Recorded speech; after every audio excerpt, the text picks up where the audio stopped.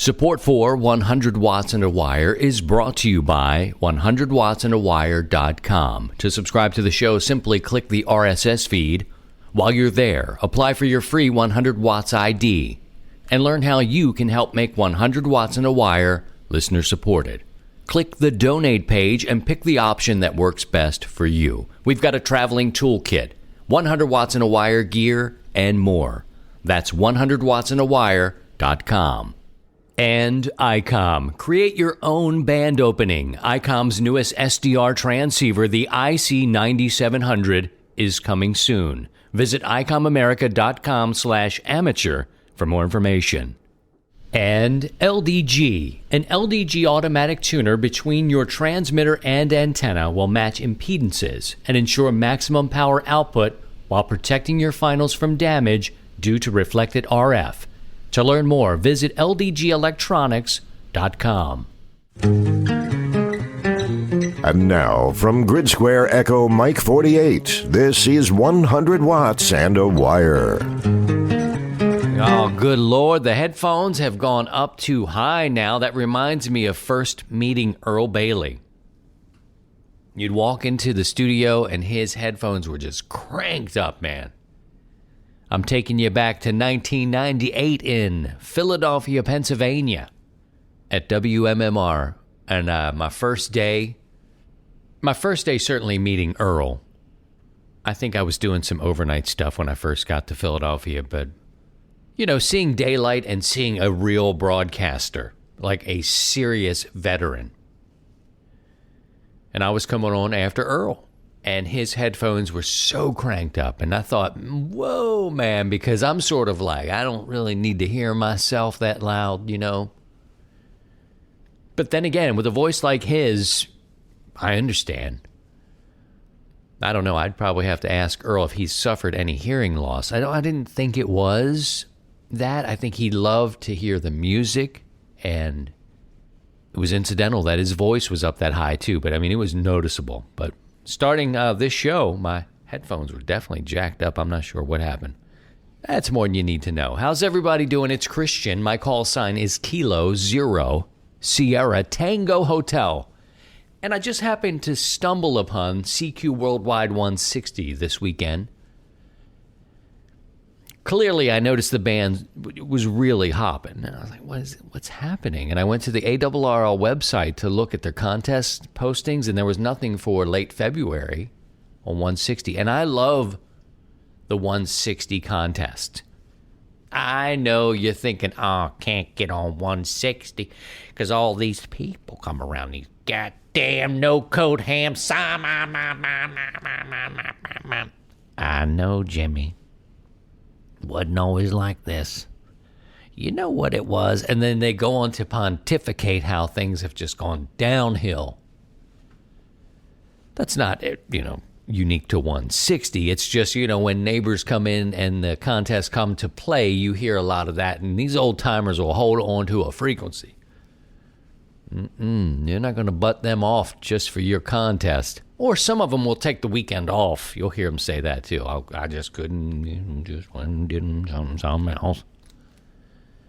160 contest comes along and I get excited because I like to test my antennas on 160. 160 for me, can I be frank for you? Can I change the way I am and just be real frank with you?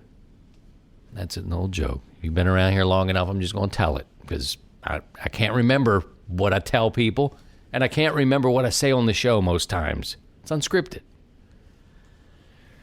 Well, 160 for me, the antenna itself, the antenna of it is a fascinating thing.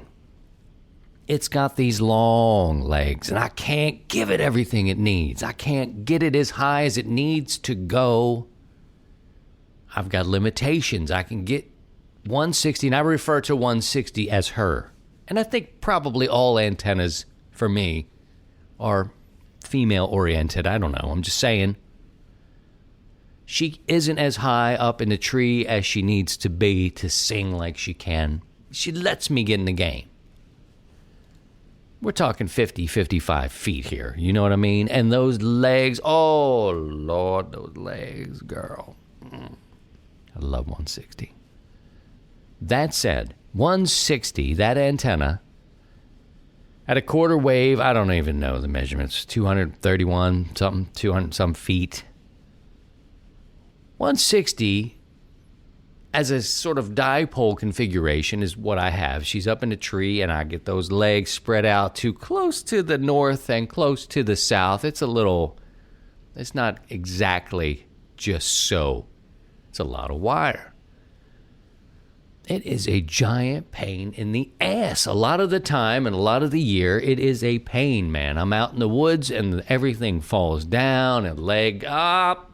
You know, I've had balance snap, at least 2 balance snap because of something fell. Something big fell on one end or other and just yoked this thing, and there goes the balun. On this particular antenna, I rebuilt the balun. I didn't talk to you guys too much about that. Now, I didn't create the innards, if you will. I reproduced the setup. Basically, last time 160 exploded out there, a huge limb came down across one of the legs, the north side leg. And it just pulled the balun from the support rope, blew the top right off of it. These legs were built and connected to this balun. So strong. But still, the top is just, a bolt with PVC.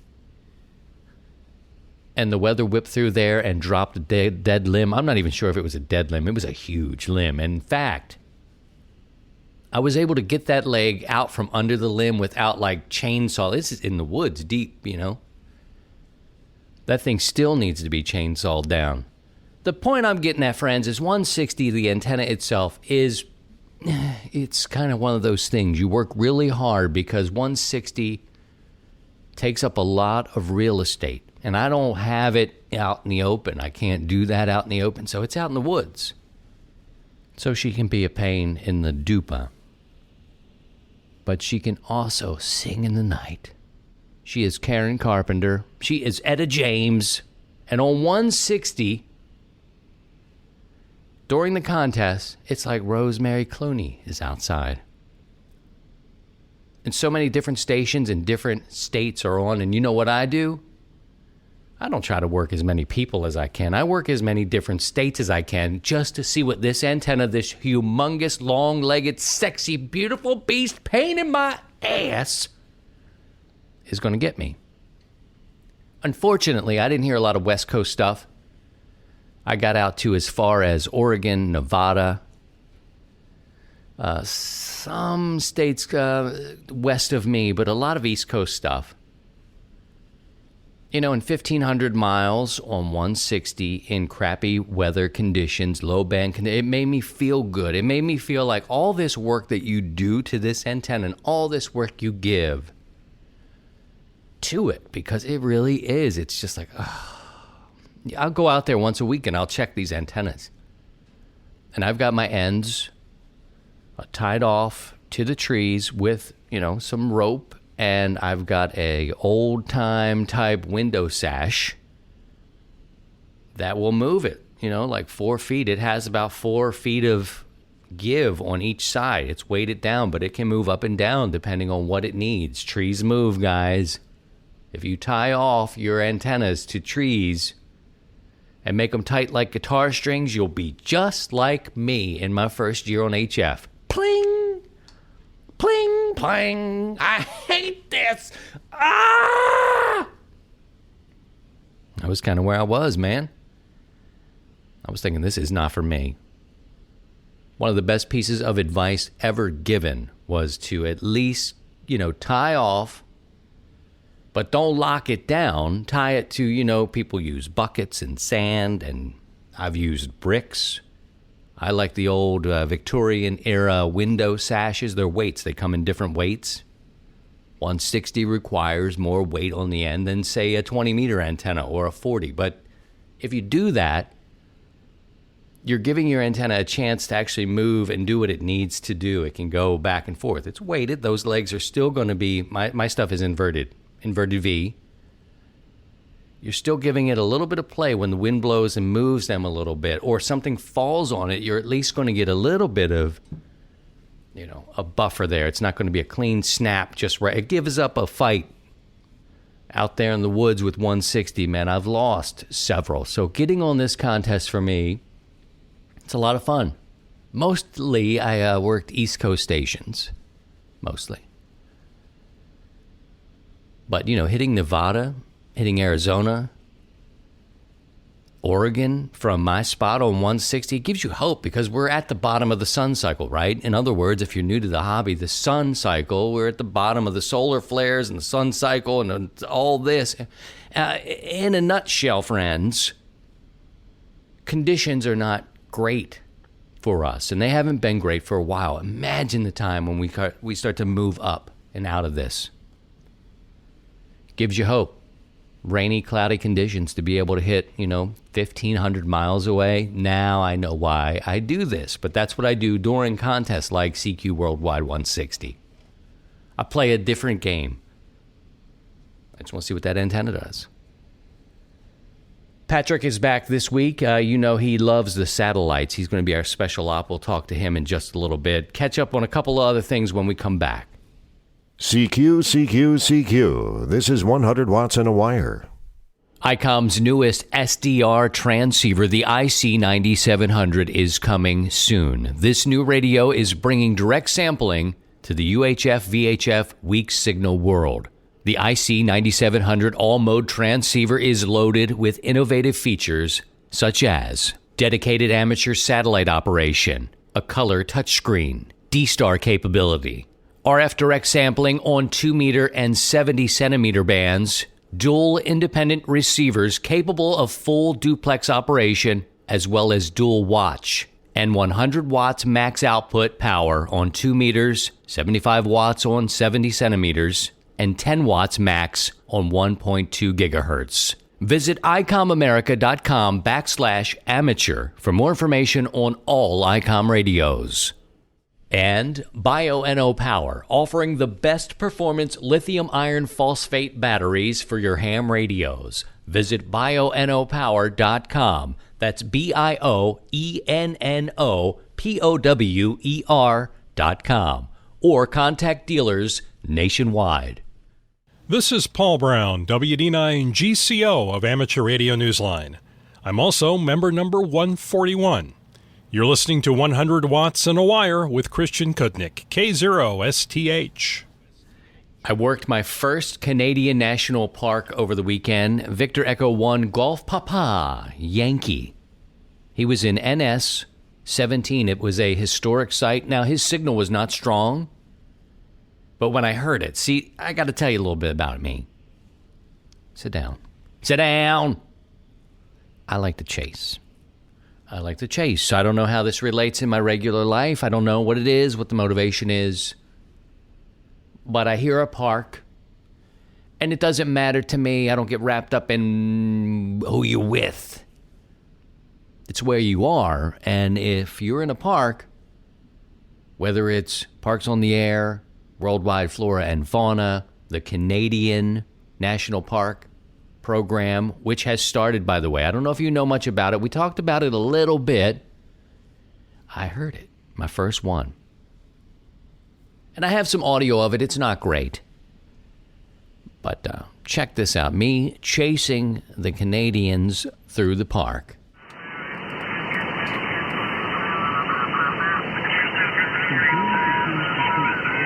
Victor Echo 1 Golf Papa Yankee calling CQ.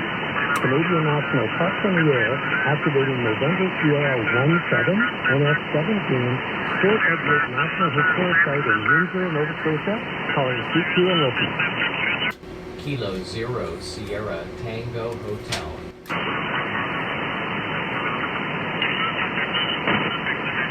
It's Kilo 0 station. I don't think I have all of your feedback. Can you give me a call again? Yes, sir. Good morning. Kilo 0 Sierra Tango Hotel. Kilo 0 Sierra Tango Hotel. You're 5-5 in Missouri. Over. Roger. Kilo 0 Sierra Tango Hotel. We are 5 and 8 in Windsor, Nova Scotia. Well, thank you for that, Sheldon. You're my first Canadian National Park for the Parks on the Air. I appreciate the contact and the activation. Okay. Could I get my signal report one more time? Oh, yes. You're 5-5 coming into Missouri. I'm about 20 miles north of the city of St. Louis. Over. Roger, the 5-5. So this is November Sierra 17, MS-17. It's a National Historic Site, and it's Well, thank you very much. I've got NS-17, that historic site there. Again, you're my first. I'll go ahead and spot you as well, and thanks for the activation. Thanks, and good luck. Don't forget to go to the cmtita.ca website and upload your log to participate in the leaderboard. Appreciate your contact. You're there. Victor Echo 1, Golf Papa Yankee. Kilo Germany 5, Charlie India Kilo. So there you have a program worth checking out. The Canadian National Parks on the air, and they've got a website. You can learn more about them. They've been underway all year, but it was the first one I found. Maybe, I don't know, I wasn't listening, I couldn't hear them, or whatever. It's, they're running lower power too. Maybe that has something to do with it. But appreciated making contact there with VE1GPY. Patrick is back now to talk to us about satellites, W29EWK. Hi, this is Patrick Stoddard, WD9EWK. Last month I talked about AMSAT's AO91 satellite, one of the Fox 1 CubeSat satellites that AMSAT has been building and launching in the last few years. Today I'm going to talk about AO92. AO92 is like AO91, a 4-inch or 10-centimeter CubeSat satellite weighing less than 3 pounds. AO92 was launched in January of 2018 from India, along with a few dozen other satellites at that time. AO92, like AO91, has become popular among satellite operators since it can be worked with a dual-band handheld radio or separate radios for the 2-meter and 70-centimeter band in FM, and simple antennas, a directional antenna, telescoping whips, or long flexible ducky-type antennas, and some are even working AO92 with the standard ducky antennas on many HTs.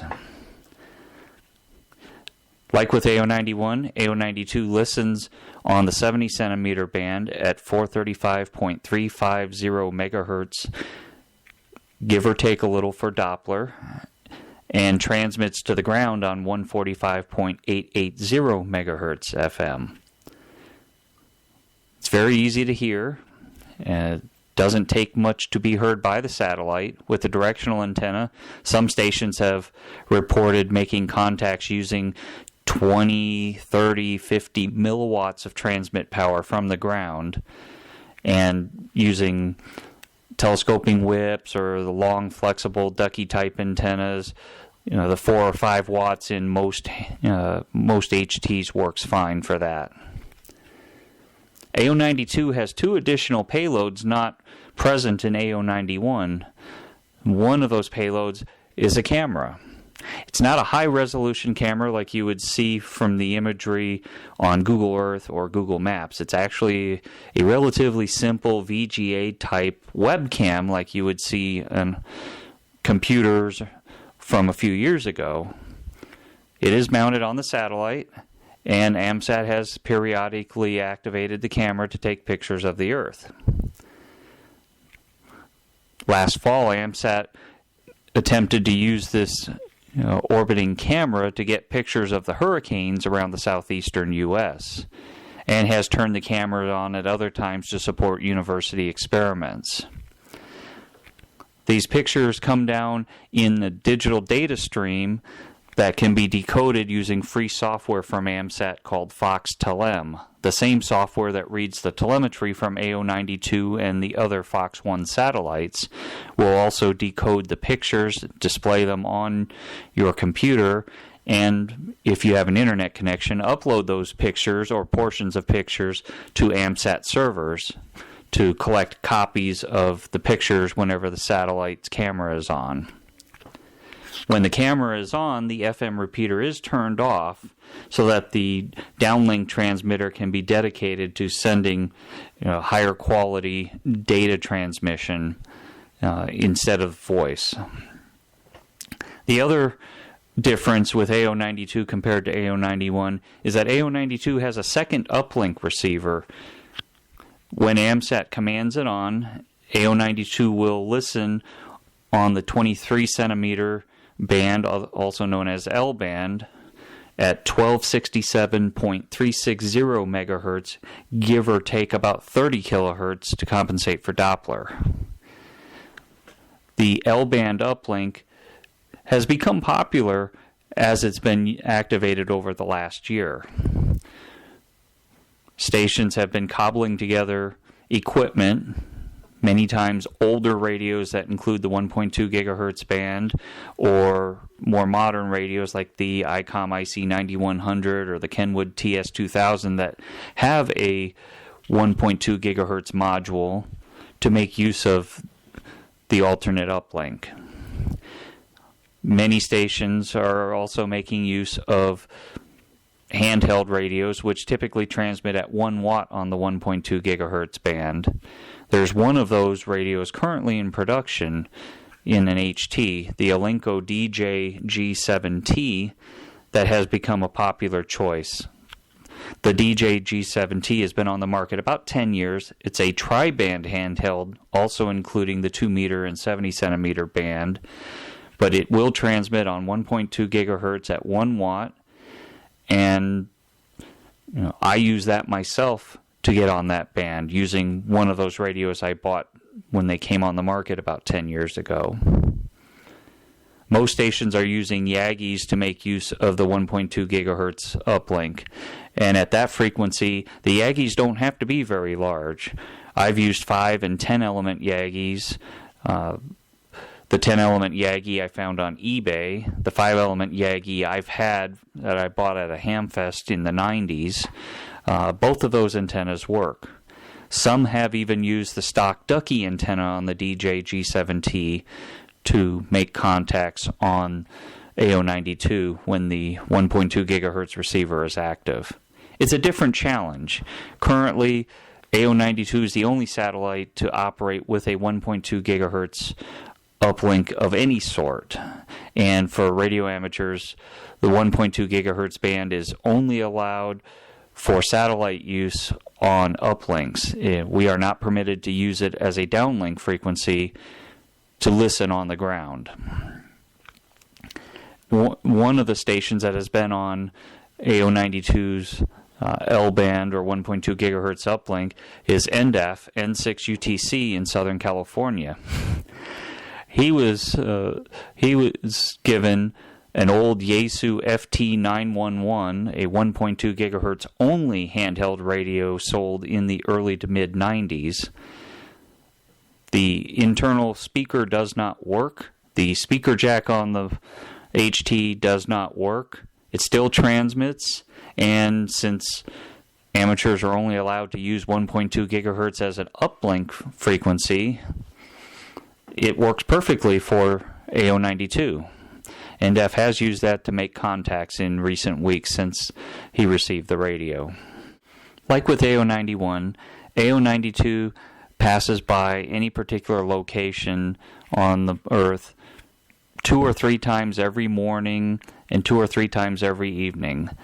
The morning passes typically come by between 9 a.m. and 12 noon local time, and the evening passes between 9 p.m. and 12 midnight. Sometimes there will only be one really workable pass in those windows. Other times there will be a couple passes of comparable height. At just about any time of the day or night on AO92 over populated areas like North America and Europe, there will be stations on those passes. You will rarely come across AO92 with only 1 or 2 stations on, unless the 1.2 gigahertz uplink is activated. For stations in the continental U.S., this means opportunities to talk to other stations in neighboring countries, Canada, Mexico, other countries in Central America or the Caribbean. And with the strong downlink making AO92 easy to hear, this has brought more operators to the satellites or other operators to come back to working satellites after the days of AO51 and AO27 in the 2000s and the early part of this decade. More information about AO92 is available from AMSAT at its website, www.amsat.org. You're welcome to email me with any questions or comments. My email address is available on qrz.com, or I'm on Twitter at WD9EWK. For 100 Watts and a Wire, this is Patrick Stoddard, WD9EWK. You're listening to 100 Watts and a Wire.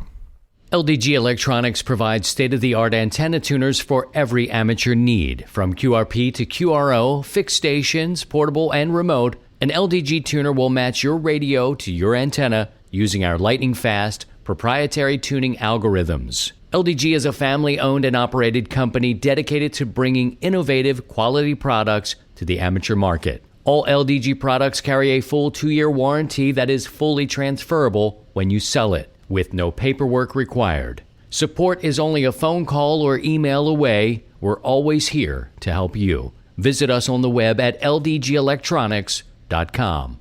And PowerFilm Solar. PowerFilm manufactures durable, lightweight, rollable, and foldable solar panels that will take your ham radio setup to the next level, making it more portable than ever before. Visit PowerFilmSolar.com for more information. 100 Watts and a Wire News. People who like to read CQ Magazine need to be aware that the prices are going to go up. Now, before you get all nutty like, oh, man, Jimmy, now let me tell you how this used to be back in the Dizzo. Well, look, this is a landscape where magazines and newspapers are going down.